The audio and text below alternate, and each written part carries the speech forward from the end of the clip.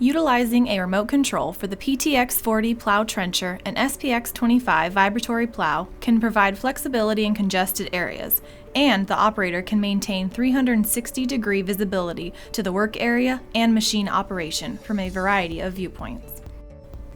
Scanning channels to make sure there is not interference from other sources is a good practice for everyday use and for every job site. Turn the remote on by holding the power button. Hold the power and menu buttons at the same time. Use the minus down arrow button to scroll down to scan channels. Use the enter button to select scan channels. The screen will prompt you to make sure the key is off. Then press enter to start the scan.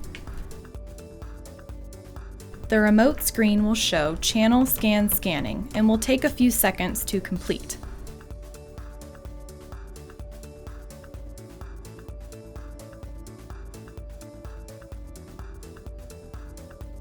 Follow the prompts on the screen to turn the key on.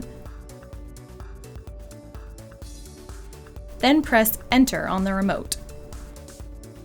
It is important to turn the key on before you press Enter because this will load the newly scanned channel into the machine controller.